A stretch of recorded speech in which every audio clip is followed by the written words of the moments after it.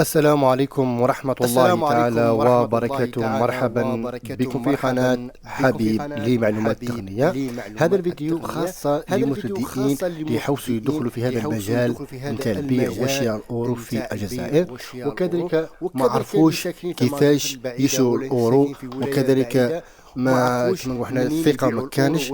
خاوتي تبع معي مليح ونعطيك نصيحة، بعض النصائح باش تقدر تبدا في هذا المجال نتاع البيع الأورو والشراء في الجزائر. قبل ما تفرج هذا الفيديو ما تنسوناش بالاشتراك وخاصة في الجرس باش نبدا مع بركة الله.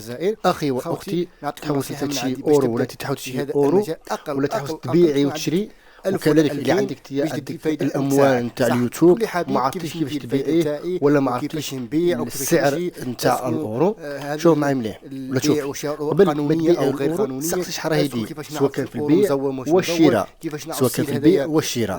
هذه الحاجه الاولى. الحاجه الثانيه، الا كنت انت تحوسي ولا انت تحوس تشري اورو، دائما نشوف واحد الثقة.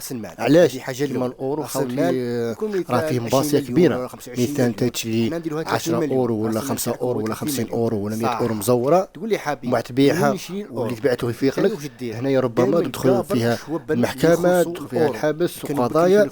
انت قبل ما تشري أورو دائما سقسي، شوف الثقة، شوف كما حنا نشوف الثقة اللي حاوس تشري عليه الأورو. فهمتني ولا فهمتني؟ هذه نصيحة من عندي. صح، تقول لي حبيب كيفاش نعرف السعر نتاع الأورو؟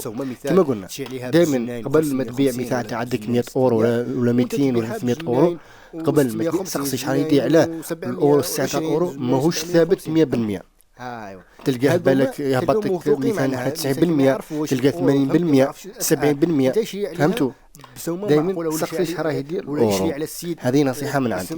وكذلك حتى في الشراء نفس الشيء. وانت تعاود تبيعها صح. تقول لي حبيب انا عندي اورو، مثلا عندي 1000 اورو وانا ساكن في اضرار. احنا عندنا في اضرار سوما مثال بزمنين 600، وفي الالجي يدير زمنين 750. اسكن نروح مثال الالجي ولا والو، اسكن نقدر نبعث منه ولا والو. شو معي مليح، ركز معي مليح ودي معلومه بدقه بدقه. انت مثال ساكن في اضرار وعندكم سوما مثال 100 اورو دير بزمنين و600. في حالة إذا كان عندك أكثر من 1000 أورو، مثلا عندك 2000 أورو ولا 3000 أورو، تقدر تروح للألجي وتبيع ثم في السكوار، يشري عليك مثلا يشري عليك بزمنين 750 ولا زمنين 780. مش انت عندك 500 اورو ولا 600 اورو ولا 700 اورو ولا 800 اورو تروح تلقاها الجزائر عاصمه شحال من كيلو. لا، هذه غلطه كبيره.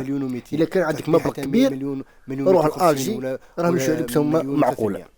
هذه نصيحة من عندي. واللي عنده أي مشكلة ولا عنده أي شيء خلينا تعليق أسفل الفيديو. والسلام عليكم ورحمة الله تعالى وبركاته. راك في الفائدة. فهمتوني خاوتي؟ وكذلك صح تقول لي حبيب أنايا المنطقة نتاعي ما عندهم لا يبيعوا لا يشروا لا أورو لا والو، كيفاش ندير؟ الحمد لله كاين التواصل الاجتماعي، ولا تروح لألجي وسقسي، ولا اللي كتعرف واحد في ألجي ينعتك مثال اللي يشروا الأورو. مش من الوالاه تروح تشري عليه ولا تبيع له، بالك ربما تروح تبيع له، ربما يحس يقريسيك، ربما يحس يسرق دراهمك. هي هذه ثاني تكون ديها في راسك. وحتى السيد اللي تشري عليه ثاني يكون ثقة. الأورو ماهوش لعب خاوتي، ديها في بالك، الأورو ماهوش لعب. المهم خاوتي، لحقنا الله فيديو. اللي عنده أي مشكلة ولا عنده استفسار خلينا تعليق أسفل الفيديو. والسلام عليكم.